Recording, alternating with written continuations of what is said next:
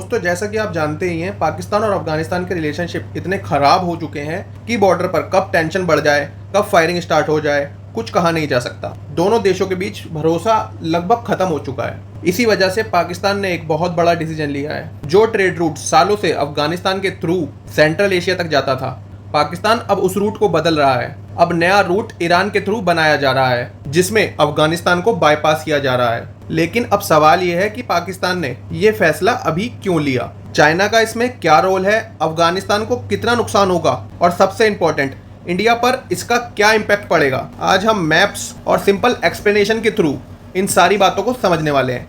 चलिए शुरू करते हैं। मैं हूं यशराज और स्वागत करता हूं आपका डेली अफेयर्स में। तो सबसे पहले हम समझ लेते हैं हुआ क्या है। दोस्तों, पाकिस्तान ने ऑफिशियली 2 नए इंटरनेशनल लैंड कॉरिडोर को इंट्रोड्यूस किया है, जो ईरान से और दूसरा चाइना से होता हुआ पाकिस्तान में मीट करेगा। सबसे इंपॉर्टेंट बात यह है कि ये दोनों ही रूट अफगानिस्तान को बाईपास करेंगे। यानी अगर अब पाकिस्तान को सेंट्रल एशिया या आगे ट्रेड करना है, तो अब उसको अफगानिस्तान पर पहले जैसी डिपेंडेंसी नहीं करनी पड़ेगी। वो डायरेक्टली अफगानिस्तान को बाईपास करते हुए सेंट्रल एशिया तक जा सकता है।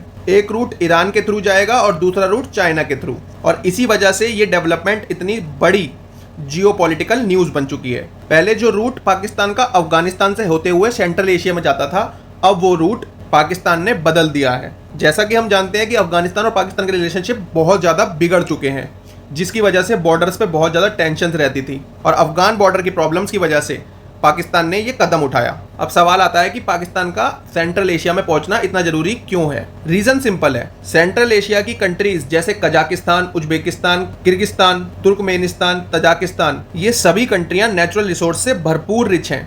यहाँ oil, natural gas, uranium, rare earth minerals, cotton, gold, ये सभी चीजें भरपूर मात्रा में उपलब्ध हैं। इसीलिए दुनिया के बहुत सारे देश इन कंट्रियों के साथ ट्रेड बढ़ाना चाहते हैं। बस सबसे बड़ी जो दिक्कत आती है इन कंट्रियों को कि ये कंट्रियां टोटली लैंडलॉक हैं, मतलब इनके रास्ते में कहीं से भी समुंदर नहीं आता है। इसी वजह से ये कंट्रियां किसी भी सी रूट का फायदा नहीं उठा पाती हैं। पास्ट में भी ये कंट्रियां रशिया, ईरान, पाकिस्तान, चाइना जैसी कंट्रीज पे डिपेंड थी। उनके सी पोर्ट्स की वजह से चाइना और पाकिस्तान ने मिलकर ये ट्रेड रूट बनाया, क्योंकि अगर इन कंट्रियों से इजीली ट्रेड किया जा सकेगा तो पाकिस्तान और चाइना जैसी कंट्रियों का भी बहुत ज़्यादा फायदा हो सकता है।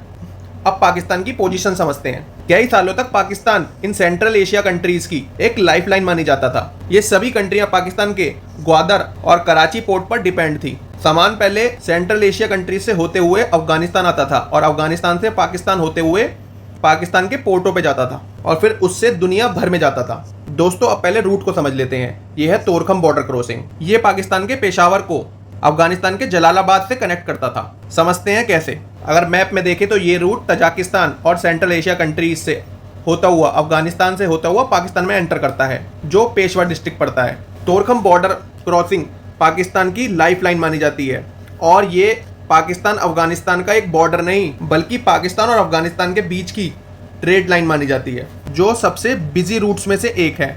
यानी पाकिस्तान के लिए ये सिर्फ एक बॉर्डर नहीं था, बल्कि ट्रेड की लाइफलाइन थी। लेकिन सिर्फ एक ही रूट नहीं था, पाकिस्तान के पास दूसरा इंपॉर्टेंट क्रॉसिंग भी थी, जिसका नाम है छामन स्प्रिंग बोल्डक बॉर्डर। ये पाकिस्तान के क्वेटा को कांधार से जोड़ता था। अगर तोरखम रूट में किसी वजह से प्रॉब्लम आ जाती थी तो काफी ट्रेड इसी रूट से डाइवर्ट कर दिया जाता था। मतलब पाकिस्तान के लिए दोनों ही बॉर्डर क्रॉसिंग बहुत ज्यादा इंपॉर्टेंट थी। अब आप इस मैप को ध्यान से देखिए। यहाँ आप क्लियर देख सकते हैं कि एक रूट ऊपर तोरखम से जा रहा है और दूसरा नीचे छामन से। दोनों ही अफगानिस्तान के थ्रू पाकिस्तान को सेंट्रल एशिया से कनेक्ट कर रहे हैं। इसीलिए अगर अफगानिस्तान में कोई भी टेंशन होती है तो दोनों रूट्स डायरेक्टली अफेक्ट होते हैं। सबसे बड़ा सवाल, पाकिस्तान इस रूट को क्यों बंद करना चाहता है। सबसे पहला इशू था तालिबान का अफगानिस्तान में आना। 2021 के बाद अफगानिस्तान के तालिबान ने पाकिस्तान पर बार बार हमला किया। वहां के मिलिटेंट्स पाकिस्तान में आकर आतंक मचाते थे। इस वजह से पाकिस्तान को अपना बॉर्डर बार बार क्लोज करना पड़ता था, जिसकी वजह से ट्रेड रूट बिल्कुल रुक जाता था। सिर्फ बॉर्डर का बंद होना ही प्रॉब्लम नहीं थी।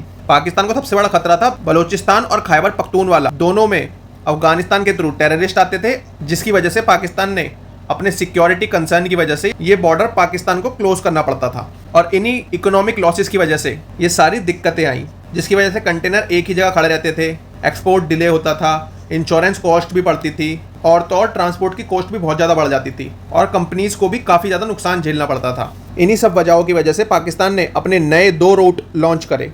पहला रूट पाकिस्तान का सेंट्रल एशिया से होते हुए ईरान से होते हुए पाकिस्तान जाता है। दूसरा रूट पाकिस्तान से होते हुए चाइना जाता है। इस रूट की वजह से पाकिस्तान अफगानिस्तान को प्रॉपर अवॉइड कर सकता है। अब सामान सेंट्रल एशिया से पहले ईरान जाएगा और ईरान से होते हुए पाकिस्तान में जाएगा, जो कि गब्द रिमदान क्रॉसिंग के थ्रू होते हुए पाकिस्तान में जाएगा और पाकिस्तान से निकलते हुए गाधार में फिर बाकी कंट्रीज के लिए पोर्ट के थ्रू निकल जाएगा। और दूसरा इंपॉर्टेंट रूट पाकिस्तान ने जो अपनाया है वो है चाइना के थ्रू, जो इंडिया ऑक्यूपाइड कश्मीर यानी गिलगिट बाल्टिस्तान से होते हुए जाएगा। ये रूट पाकिस्तान से निकलते हुए काराकोरम हाईवे और फिर खुंजेराब पास, उसके बाद फिर चाइना से होते हुए सेंट्रल एशिया की तरफ चले जाएगा। अब ये सोस्ट ड्राई पोर्ट जो होते हैं बेसिकली लैंड के पोर्ट्स होते हैं।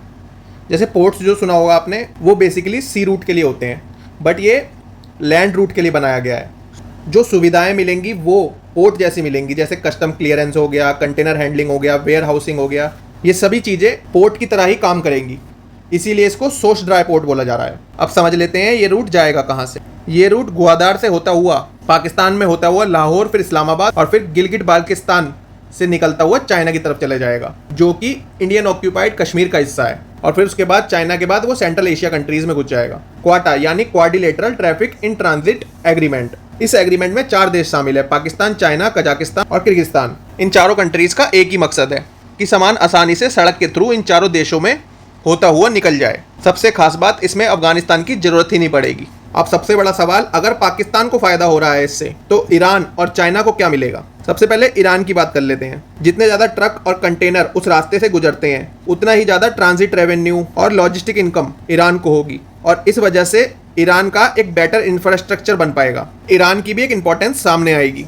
चाइना के लिए ये रूट सीपैक को और ज्यादा मजबूत करेगा। इसके अलावा ये BRI को भी सपोर्ट करेगा, जो कि बेल्ट एंड रोड इनिशिएटिव है पाकिस्तान और चाइना के बीच ट्रेड रूट को बढ़ाने के लिए। और चाइना के शिंजियान प्रोविजन में भी बेटर जॉब्स और लॉजिस्टिक एक्टिविटीज हो पाएंगी, जिसको माना जाता है वहां पे मुसलमानों पे अत्याचार होता है। और चाइना को भी अरेबियन सी में एक स्ट्रेटेजिक इंपॉर्टेंस और एक अच्छा खासा रूट मिलेगा। अब बात कर लेते हैं अफगानिस्तान को इससे क्या नुकसान हुआ है। वैसे तो सबसे ज्यादा लॉस इससे अफगानिस्तान को ही होगा। अफगानिस्तान के जो लॉस होने वाले हैं उनमें सबसे बड़ा एक हिस्सा आता है ट्रांजिट फीस का। जो ट्रक्स अफगानिस्तान से होते हुए निकलते थे वो एक ट्रांजिट फीस देते थे, जो कि अब अफगानिस्तान को नहीं मिलने वाली। अफगानिस्तान की एक स्ट्रेटेजिक वैल्यू बनी हुई थी कि किसी को भी ट्रेड करना है सेंट्रल एशिया कंट्रीज के साथ तो उसे अफगानिस्तान से होते हुए निकलना होगा, बट अब वो चीज खत्म हो गई। और सबसे इंपॉर्टेंट बात, अफगानिस्तान की इकोनॉमी पे भी इसका बहुत बड़ा इंपैक्ट आएगा। बात कर लेते हैं इंडिया के पर्सपेक्टिव से, क्या इंडिया को इस बदलाव की चिंता करनी चाहिए? देखिए, अगर पाकिस्तान सेंट्रल एशिया का एक बड़ा ट्रांजिट हब बनता है तो पाकिस्तान का एक रीजनल इन्फ्लुएंस बहुत ज्यादा स्ट्रांग हो जाएगा और साथ ही चाइना की सीपैक के जरिए